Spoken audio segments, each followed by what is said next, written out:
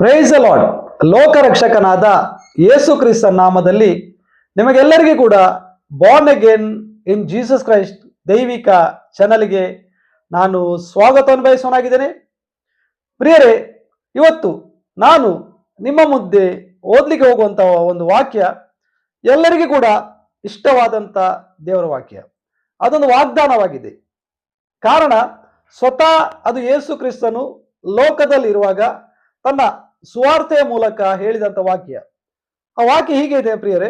ಮತ್ತಾಯನ ಬರೆದ ಸುವಾರ್ತೆ 18:20 ವಾಕ್ಯ. ಯೇಸು ಕ್ರಿಸ್ತನು ಹೇಳುವಂತ ಮಾತು, ಇಬ್ಬರು ಮೂವರು ನನ್ನ ಹೆಸರಿನಲ್ಲಿ ಎಲ್ಲಿ ಕೂಡಿ ಬರುತ್ತಾರೋ ಅಲ್ಲಿ ಅವರ ನಡುವೆ ನಾನು ಇದ್ದೇನೆ. ಅದೇ ರೀತಿ ಪ್ರಿಯರೇ, ಅದೇ ಮತ್ತಾಯನ ಬರೆದ ಸುವಾರ್ತೆ 28:20 ವಾಕ್ಯ, ನೋಡಿರಿ ನಾನು ಯುಗದ ಸಮಾಪ್ತಿಯವರೆಗೂ ಎಲ್ಲಾ ದಿವಸ ನಿಮ್ಮ ಸಂಗಡ ಇರುತ್ತೇನೆ. ಇದು ವಾಗ್ದಾನವಾಗಿದೆ, ಮತ್ತೆ ಇದು ಸತ್ಯವಾಗಿದೆ. ಯೇಸು ಕ್ರಿಸ್ತನು ಹೇಳಿದಂತಹ ಪ್ರತಿ ಒಂದು ಮಾತು ಅದು ಸತ್ಯವಾಗಿದೆ, ಅದು ನೆರವೇರ್ತದೆ. ಇವಾಗ ನೋಡಿ, ಈ ಮಾತನ್ನು ಯೇಸು ಕ್ರಿಸ್ತನು ಹೇಳಲಿಕ್ಕೆ ಕಾರಣ ತನ್ನ ಮಕ್ಕಳು ತನ್ನಲ್ಲಿ ನಂಬಿಕೆ ಇಡುವಂತ ಜನರು ಆತನ ಪ್ರಸನ್ನತೆಯನ್ನು ಅನುಭವಿಸಬೇಕು. ಹಾಲೆಲೂಯ. ಆತನ ನಮ್ಮ ಸಂಗಡ ಇದ್ದಂತ ಅನುಭವ ಅಂದ್ರೆ ಯೇಸು ಕ್ರಿಸ್ತನು ನಾವು ಪ್ರಾರ್ಥನೆ ಮಾಡುವವನ ಸಂಗಡ ಪ್ರಾರ್ಥನೆ ಮಾಡುವ ಸಂಗಡ ಅವನು ಇರುತ್ತಾನೆಂಬ ಅನುಭವ ಆ ವ್ಯಕ್ತಿಗೆ ಇರಬೇಕೆಂಬುದು ಯೇಸು ಕ್ರಿಸ್ತನ ಇಚ್ಛೆಯಾಗಿದೆ. ಅದಕ್ಕೋಸ್ಕರ ಯೇಸು ಕ್ರಿಸ್ತನು ಈ ಮಾತುಗಳನ್ನು ಹೇಳಿದವನಾಗಿದ್ದಾನೆ. ಇವತ್ತು ಪ್ರಿಯರೇ, ನಾನು ಕೇಳುವಂತ ಪ್ರಶ್ನೆ, ಈ ಅನುಭವ ನಮಗೆ ಉಂಟಾ? ಅಂದ್ರೆ ಇಬ್ಬರು ಮೂವರು ನನ್ನ ನಾಮದಲ್ಲಿ ಸೇರಿ ಎಲ್ಲಿ ಕೂಡಿ ಬರ್ತಾರೋ ಅವರ ಮಧ್ಯದಲ್ಲಿ ನಾನು ಇದ್ದೇನೆ ಎಂದು ಹೇಳಿದ ಪ್ರಕಾರ ಆ ವಾಕ್ಯದ ಮೇಲೆ ನಾನು ಮಾತನಾಡೋದು ಹೇಳಿದ್ರೆ, ಇಬ್ಬರು ಮತ್ತು ಮೂವರ ಮಧ್ಯೆ ಯೇಸು ಕ್ರಿಸ್ತನು ಬರಬೇಕಾದರೆ ಆ ಇಬ್ಬರು ಮೂವರು ಹೇಗಿರಬೇಕು? ಅದೇ ರೀತಿ ಯುಗದ ಸಮಾಪ್ತಿಯವರೆಗೆ ಎಲ್ಲಾ ದಿವಸ ನಿಮ್ಮ ಸಂಗಡ ಇರುತ್ತೇನೆ. ಯೇಸು ಕ್ರಿಸ್ತನು ನಮ್ಮ ಸಂಗಡ ಇರಬೇಕಾದ್ರೆ ನಾನು ಮತ್ತು ನೀವು ಯಾರೇ ಆಗಲಿ ಅವರು ಹೇಗಿರ್ಬೇಕು, ಅದು ಮುಖ್ಯವಾದದ್ದು. ನಾವು ಪ್ರಾರ್ಥನೆ ಮಾಡುವಾಗ, ದೇವರೇ ನೀನು ಹೇಳಿದ ಇಬ್ಬರು ಮೂವರು ನನ್ನ ನಾಮದಲ್ಲಿ ಸೇರ್ತಿರೋ ಅವರ ಮಧ್ಯದಲ್ಲಿ ಇದ್ದೇನೆ ಅಂತ ಹೇಳಿದ ಕೂಡಲೇ ಯೇಸು ಕ್ರಿಸ್ತನ ಪ್ರಸನ್ನತೆಯಲ್ಲಿ ಬರ್ಲಿಕ್ಕೆ ಸಾಧ್ಯವಿಲ್ಲ. ಇರುವಂತವ್ರು ಹೇಗಿರ್ಬೇಕು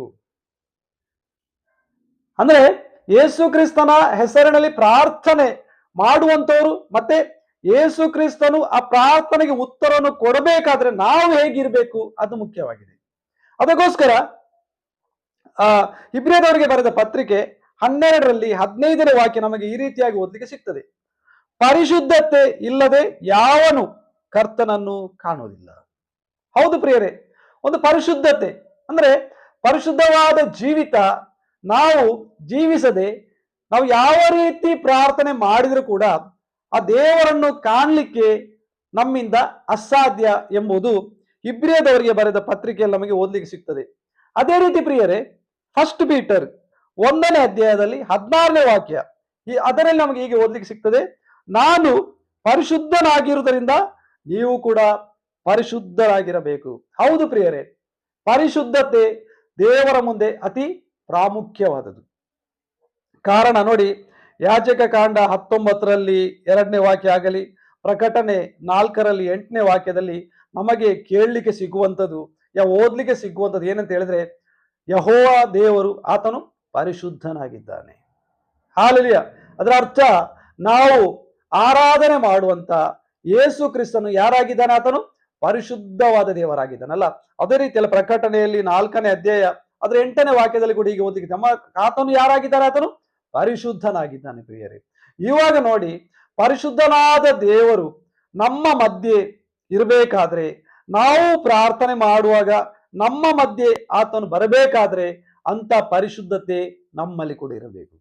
ನಾವು ಖುಷಿ ಬಂದಾಗಿ ಜೀವಿಸಿ, ಹಾಲೆಲೂಯ, ನಾವು ಲೋಕದ ಪ್ರಕಾರ ಜೀವಿಸಿ, ನಾವು ಹೇಗೆ ದೇವರ ವಾಕ್ಯವನ್ನು ಮೀರಿ ಜೀವಿಸಿ ನಾವು ಪ್ರಾರ್ಥನೆ ಮಾಡಿದರೆ, ದೇವರೇ ನೀನು ಹೇಳಿದೆಯಲ್ಲ ಇಬ್ಬರು ಮೂವರು ನನ್ನ ನಾಮದಲ್ಲಿ ಸೇರ್ತೀರ ಅಲ್ಲಿ ಇರುತ್ತೇನೆ ಎಂದು ನಾವು ಆಲೋಚನೆ ಮಾಡಿದರೆ ಅದು ನಮ್ಮ ತಪ್ಪು ಅಭಿಪ್ರಾಯ ಪ್ರಿಯರೇ.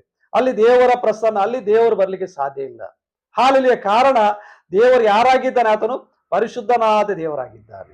ಹಾಲೆಲೂಯ. ಆ ಪರಿಶುದ್ಧರಾದ ದೇವರು ನಮ್ಮ ಮಧ್ಯೆ ಬರಬೇಕಾದ್ರೆ ನಾವು ಹೇಗಿರಬೇಕು ಪ್ರಿಯರೇ? ನಾವು ವಾಕ್ಯದ ಪ್ರಕಾರ ನಡೆಯುವುದು ಮಾತ್ರ ಅಲ್ಲ, ವಾಕ್ಯವನ್ನು ಓದುವುದು ಮಾತ್ರ ಅಲ್ಲ, ಅದರ ಪ್ರಕಾರ ನಡೆಯೋರಾಗಿರ್ಬೇಕು. ಹಾಲೆಲೂಯ. ನಮ್ಮ ನಡತೆ ಆಗಲಿ, ನಮ್ಮ ಮಾತು ಆಗಲಿ, ನಮ್ಮ ನೋಟವಾಗಲಿ, ಯಾವುದೇ ಆಗಲಿ, ಲೋಕದಲ್ಲಿ ಇರುವಾಗ ನಾವು ದೇವರಿಗೆ ಮೆಚ್ಚುಗೆಯಾದ ರೀತಿಯಲ್ಲಿ ಇದ್ದರೆ ಮಾತ್ರ ಆ ಒಂದು ದೇವರ ಪ್ರಸನ್ನತೆ ಆಗಲಿ, ಆ ದೇವರ ಸನ್ನಿಧಾನವನ್ನು ಅನುಭವಿಸ್ಲಿಕ್ಕೆ ನಮಗೆ ಸಾಧ್ಯವಾಗ್ತದೆ. ಅದೇ ರೀತಿ ಪ್ರಿಯರೇ, ಯಾಜಕಕಾಂಡ 11:44 ವಾಕ್ಯ ಏನು ಹೇಳ್ತಂತ ಹೇಳಿದ್ರೆ, ಯಾಕೆಂದ್ರೆ ನಾನು ನಿಮ್ಮ ದೇವರ ಯೆಹೋವನು, ನೀವು ದೇವ ಜನರಿಗೆ ತಕ್ಕಂತವರಾಗಿರಬೇಕು, ನಾನು ಪರಿಶುದ್ಧನಾಗಿರುವುದರಿಂದ ನೀವು ಕೂಡ ಪರಿಶುದ್ಧರಾಗಿರಬೇಕು. ಇದು ದೇವರು ಹೇಳುವಂತ ಮಾತು ಪ್ರಿಯರೇ. ಹಾಲೆಲೂಯ. ನೋಡಿ, 2000 ವರ್ಷಗಳ ಹಿಂದೆ ಲೋಕರಕ್ಷಕನಾದ ಯೇಸು ಕ್ರಿಸ್ತನು ಪರಲೋಕದಲ್ಲಿ ಇದ್ದಂತ ದೇವರು ಮನುಷ್ಯನ ರೂಪ ಅವತಾರವನ್ನು ಎತ್ತಿ ಲೋಕಕ್ಕೆ ಬಂದನೆಂಬುದು ನಮಗೆ ದೇವರ ವಾಕ್ಯದಲ್ಲಿ ಓದಲಿಕ್ಕೆ ಸಿಗ್ತದೆ. ಅಲ್ಲಿ ನಾವು ಯೇಸು ಕ್ರಿಸ್ತನ ಬಗ್ಗೆ ನಾವು ಆತನ 4 ಸುವಾರ್ತೆಯಲ್ಲಿ ಓದುವಾಗ, ಅದನ್ನು ನಾವು ಸ್ವಲ್ಪ ಕಲಿಯುವಾಗ ನಮಗೆ ತಿಳಿದಿರುವಂತಹ ಒಂದು ಸತ್ಯ ಏನಂತ ಹೇಳಿದ್ರೆ, ಆತನಲ್ಲಿ ಯಾವ ಪಾಪ ಕೂಡ ಇರಲಿಲ್ಲ. ಹಾಲೆಲೂಯ. ಲೋಕದಲ್ಲಿರುವ ಯಾವ ದೋಷ ಆಗಲಿ, ಯಾವ ಪಾಪ ಆಗಲಿ ಆತನಲ್ಲಿ ಇರಲಿಲ್ಲ. ಕಾರಣ ಆತನು ಯಾರಾಗಿದ್ದಾನೆ? ಆತನು ದೇವರಾಗಿದ್ದಾನೆ. ದೇವರು ಮಾತ್ರ ಅಲ್ಲ, ಆತನು ಪರಿಶುದ್ಧನಾದ ದೇವರಾಗಿದ್ದಾನೆ. ಯಾವ ಕಳಂಕ ಆಗಲಿ, ಯಾವ ದೋಷ ಆಗಲಿ, ಯಾವ ಪಾಪ ಇಲ್ಲದ ದೇವರನ್ನು ಆರಾಧಿಸುವವರಾದ ನಾವು ಪ್ರಿಯರೇ, ನಾವು ಕೂಡ ಏನಾಗಿರ್ಬೇಕಂತ, ನಾವು ಹೇಗಿರ್ಬೇಕಂತ ಹೇಳಿದ್ರೆ, ನಾವು ಪರಿಶುದ್ಧತೆಯಲ್ಲಿ ಆತನ ವಾಕ್ಯದ ಪ್ರಕಾರ ನಾವು ನಡೆಯೋರಾಗಿರ್ಬೇಕು. ಅಂತವರಿಗೆ ಮಾತ್ರ ದೇವರ ಪ್ರಸನ್ನತೆಯನ್ನು ಅನುಭವಿಸ್ಲಿಕ್ಕೆ ಸಾಧ್ಯ. ನೋಡಿ ಪ್ರಿಯರೇ, ನಾವು ಆರಾಧನೆ ಮಾಡುವಂತ ಯೇಸು ಕ್ರಿಸ್ತನು ಯಾರಾಗಿದ್ರೆ, ಆತನು ಒಳ್ಳೆಯ ದೇವರಾಗಿದ್ದಾನೆ. ಹಾಲೆಲೂಯ. ಆತನು ಒಳ್ಳೆಯ ದೇವರು ಮಾತ್ರ ಅಲ್ಲ, ಆತನು ಒಳ್ಳೆಯದನ್ನು ಮಾಡುವಂತ ದೇವರಾಗಿದ್ದಾನೆ. ಯಾರೇ ಆಗಲಿ ಯೇಸು ಕ್ರಿಸ್ತನನ್ನು ಪರಿಶುದ್ಧತೆಯಲ್ಲಿ ಆತನ ವಾಕ್ಯದ ಪ್ರಕಾರ ನಡೆದು ಹಾಲೆಲೂಯ ಅದಕ್ಕೆ ವಿಧೇಯರಾಗಿ ಆತನಲ್ಲಿ ಪ್ರಾರ್ಥನೆ ಮಾಡಿದರೆ ಆ ಪ್ರಾರ್ಥನೆಯನ್ನು ಖಂಡಿತವಾಗಿ ಆತನು ತಳ್ಳಿ ಹಾಕುವಂತ ದೇವರಲ್ಲ. Price the lord. ಆದ ಕಾರಣ ತಿರುಗಿ ನಾನು ಓದಿದಂತ ವಾಕ್ಯಕ್ಕೆ ಬರುತ್ತೇನೆ. ಮತ್ತಾಯನು ಬರೆದ ಸುವಾರ್ತೆ 18:20 ವಾಕ್ಯ, 2-3 ನನ್ನ ಹೆಸರಿನಲ್ಲಿ ಎಲ್ಲಿ ಕೂಡಿ ಬರ್ತಾರೋ ಅಲ್ಲಿ ಅವರ ಮಧ್ಯೆ ನಾನಿದ್ದೇನೆ. ಹಾಗೆ ಮತ್ತಾಯನು ಬರೆದ ಸುವಾರ್ತೆ 28:20 ವಾಕ್ಯ, ನೋಡಿರಿ, ನಾನು ಯುಗದ ಸಮಾಪ್ತಿಯವರೆಗೂ ಎಲ್ಲಾ ದಿವಸ ನಿಮ್ಮ ಸಂಗಡ ಇರುತ್ತೇನೆ. ಈ ವಾಗ್ದಾನವನ್ನು ಮಾಡಿದ ಆತನು ನಂಬಿಗಸ್ತನಾಗಿದ್ದಾನೆ. ಹಾಲೆಲೂಯ. ಈ ವಾಗ್ದಾನವನ್ನು ಮಾಡಿದನು ಯಾರಾಗಿದ್ದಾನೆ? ಸರ್ವಶಕ್ತನಾದ ದೇವರಾಗಿದ್ದಾನೆ ಪ್ರಿಯರೇ. ಅದಕ್ಕೋಸ್ಕರ ನಾವು ಏನು ಮಾಡಬೇಕು? ಈ ದೇವರ ಅನುಭವ 2-3 ನಾವು ಸೇರಿ ಬರುವಾಗ ನಾವು ನಮ್ಮನ್ನೇ ಕಾಪಾಡಿಕೊಳ್ಳಬೇಕು. ಅದರ ಅರ್ಥ, ನಾವು ವಾಕ್ಯದಲ್ಲಿ ಇದ್ರೆ ಮಾತ್ರ ಈ 2 ವಾಗ್ದಾನಗಳು ನಮ್ಮ ಜೀವಿತದಲ್ಲಿ ನೆರವೇರಲಿಕ್ಕೆ ಖಂಡಿತವಾಗಿ ಸಾಧ್ಯವಾಗ್ತದೆ. ಆತನು ಎಲ್ಲರನ್ನು ಕೂಡ ಒಳ್ಳೆಯದನ್ನು ಮಾಡಲಿ. ಇನ್ನು ಮುಂದೆ ಕೂಡ ನಿಮ್ಮ ಮುಂದೆ ನಾನು ಒಳ್ಳೆಯ ಸಂದೇಶ ಕೊಡ್ಲಿಕ್ಕೆ ಇಚ್ಛಿಸುವನಾಗಿದ್ದೇನೆ. ದೇವರು ನಿಮ್ಮನ್ನೆಲ್ಲರನ್ನು ಅನುಗ್ರಹಿಸಲಿ, ಆಶೀರ್ವದಿಸಲಿ. ದೇವರ ನಾಮಕ್ಕೆ ಸ್ತೋತ್ರವಾಗಲಿ. May God bless you.